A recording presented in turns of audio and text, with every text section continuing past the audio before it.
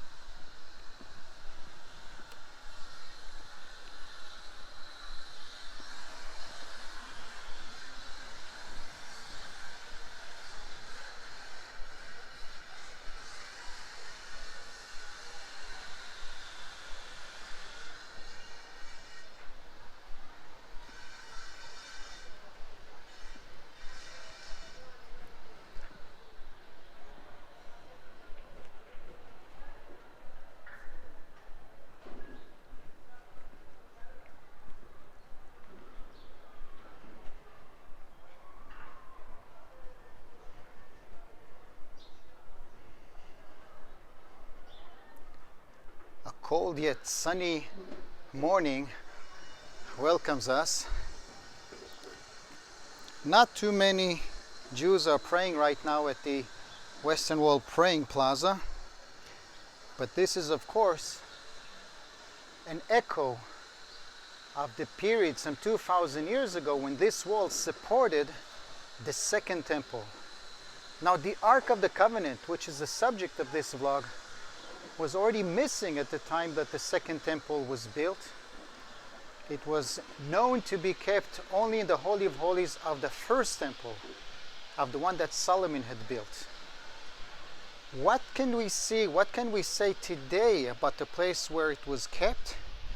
And more interesting, is there any valid testimony to its whereabouts when it was hidden? Where was it placed?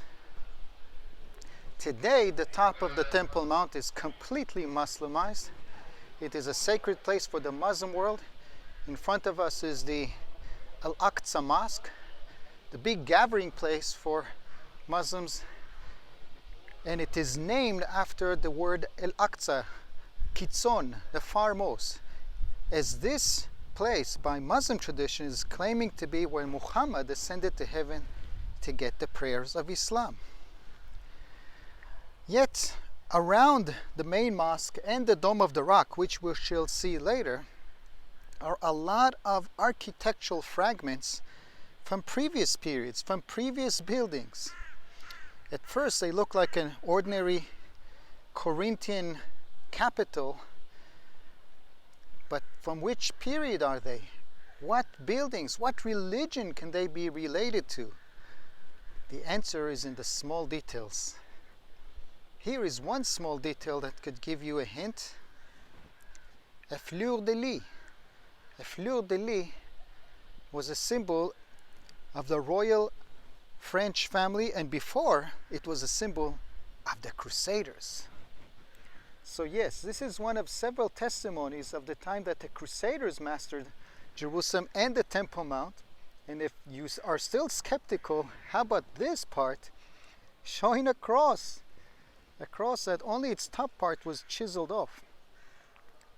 But there was clearly a cross here when this was in use in the time of the Crusaders. Yes, the Temple Mount in Canaanite times was perhaps a place for worshipping a Canaanite god called Shalem. The Bible itself doesn't mention it. It tells us that when David buys the plot, it is a threshing floor, an agricultural installation, and it is David who buys it and turns it into the destined sacred place, the place where the Ark will finally be placed. Until its completion, the completion of that temple, the Ark is placed in David's palace or David's tent. Follow my previous vlog for this very discussion and possible sites relating to where the ark rested before placed in Solomon's temple. But once Solomon completes it, it is moved to Solomon's temple, kept there in the Holy of Holies, resting there up to the days of Josiah, up to the days of King Zedekiah. When the Babylonians sacked Jerusalem, they loot the city, they loot its temple treasures, but the ark is not mentioned. Can any of these architectural fragments tell us anything that relates to the ark? Unfortunately, as far as I can tell, no. The answer is no, for a simple reason: they are from a later period. They go back mostly to the time of the Crusaders. Some of it goes to the time of the Christian Byzantines. And there's some of it that even goes back to the time of the Second Temple. Actually, a very surprising item lies right next to a well, or a cistern I should say, next to the entrance of the Islamic Museum of the Temple Mount. And although its last use was as a trough, a place for holding water for animals that apparently were brought here in Ottoman times, the trough itself, both the smaller one over here and the bigger one over here, are actually First Temple period coffins. Yes, this is a sarcophagus. A similar one was found just 10 years ago in Herodium and identified by many scholars as the very coffin of King Herod.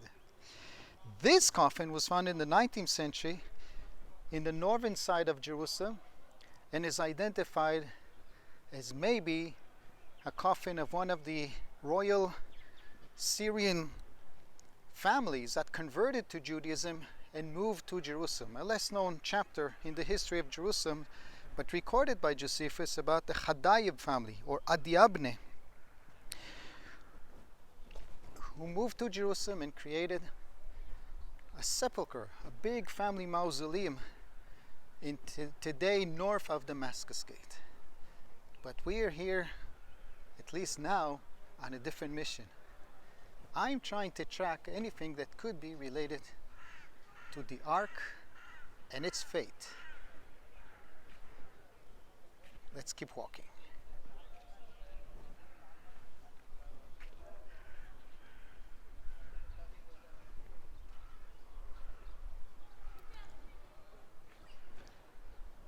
Okay, this is the big, impressive facade of the biggest mosque in Israel, the Al-Aqsa Mosque. The entry into the building is allowed only to Muslims. I can try my luck, of course, but I probably won't get beyond the door. Yeah, they're already giving me looks. What's interesting is that if you zoom out,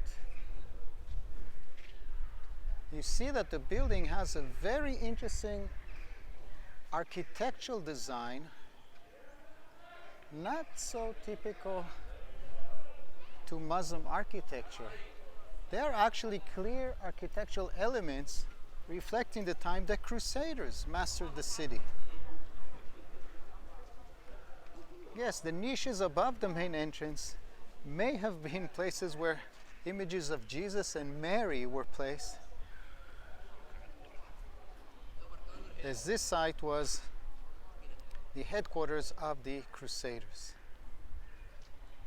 Now, beneath the Al-Aqsa Mosque, which used to be, believe it or not, the headquarters of the Templars in the time of the Crusaders, there is an underground passageway.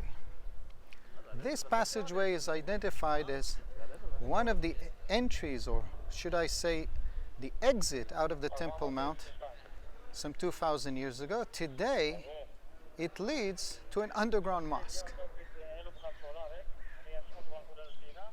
But focusing around the mystery of the Ark, one thing is quite clear. The Ark was kept in Solomon's temple, and Solomon's temple had to be at the highest point of this mountain. The highest point of this mountain is where I'm heading now.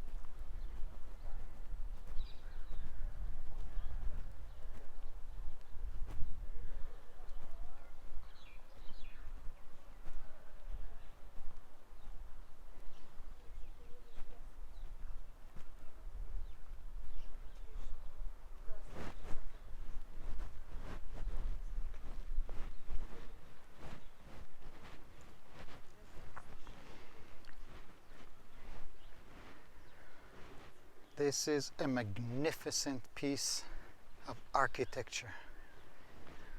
The oldest Muslim shrine in history, completed in 691, as attested by an inscription placed in its inner drum to this day, stating that it was completed in the year 54 to the Hijrah. 54th year of the Hijrah has to be the time of Abd al-Malik, one of the more significant rulers of the Umayyad Muslims. Yet what is a bit confusing is the purpose of this building. Today, the whole Muslim world ascribes it to the footprint, to the ascension of Muhammad, supposedly preserved in the footprint inside the building, as he ascended to the heavens to get the prayers of Islam. But the inscription, thank you. No, I'm okay, thank you. But the inscription inside, that is from the time the building was constructed, is actually a quote from the Quran that relates to Christianity.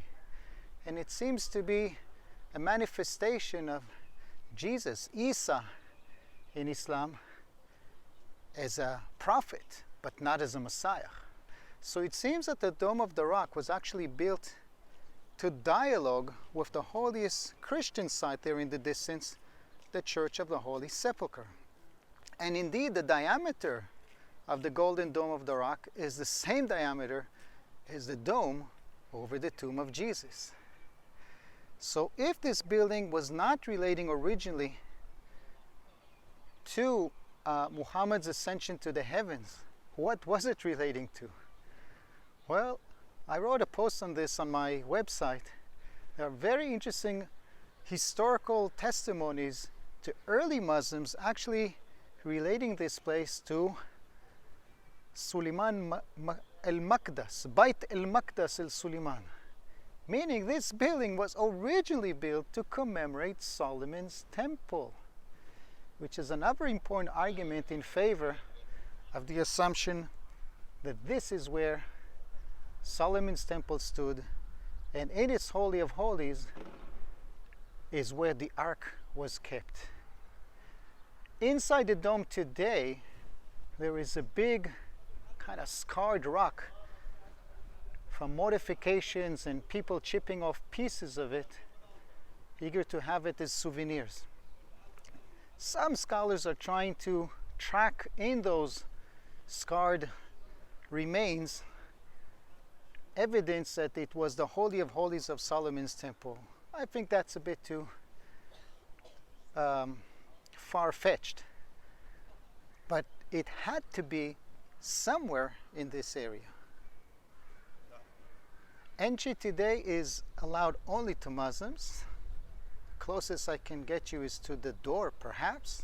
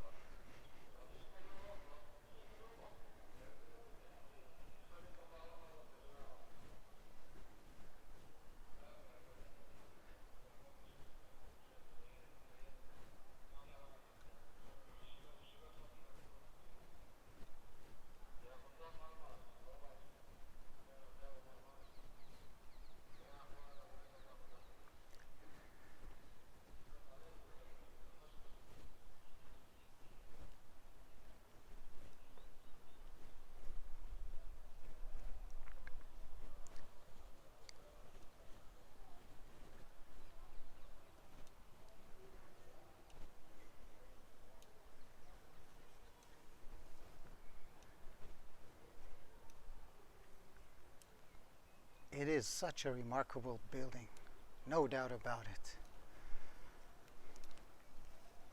And with the camera pointed to the east, now you can see Mount of Olives there in the distance.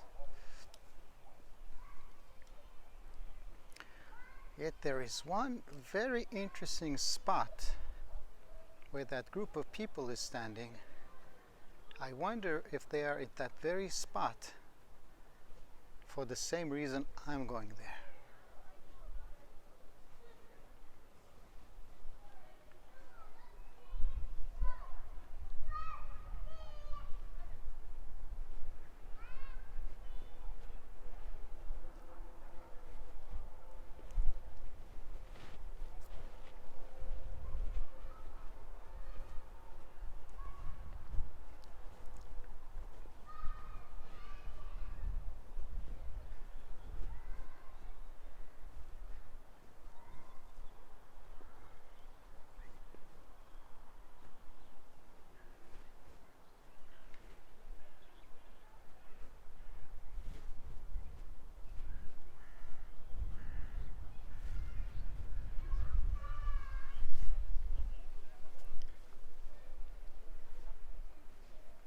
So here is now a view of the Dome of the Rock from the east.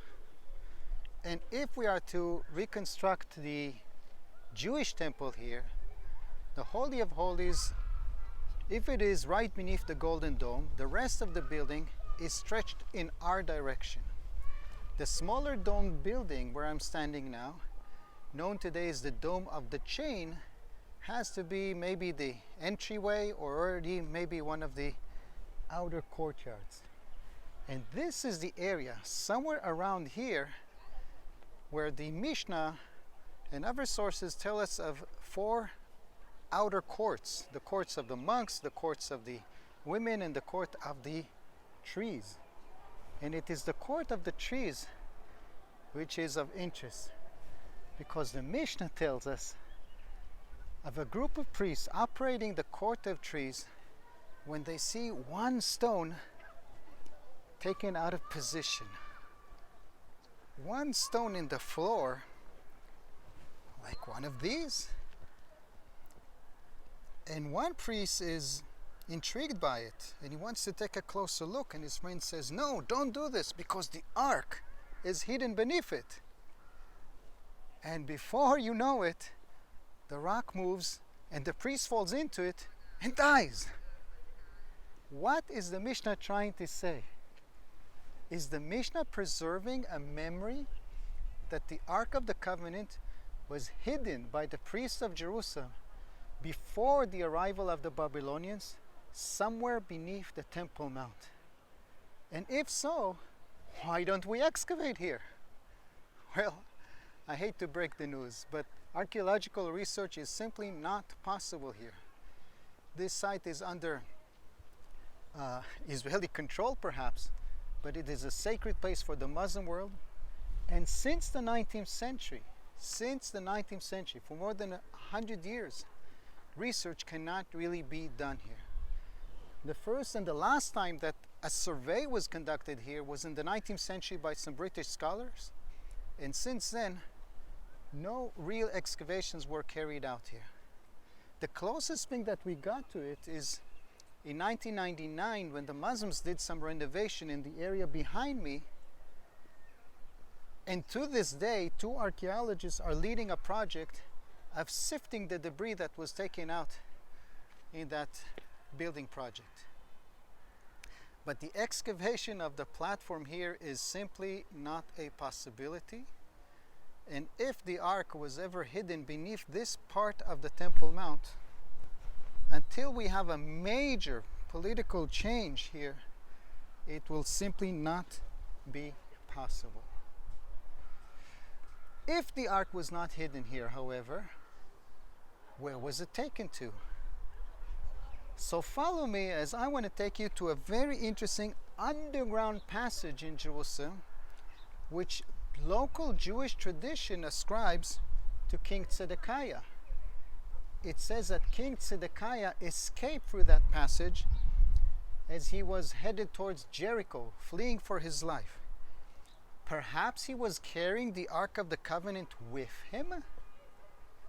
Now that's an interesting thought. So stay tuned for my next vlog. And of course, hit like, hit subscribe. Raise my motivation to keep making more of these videos. So long for now.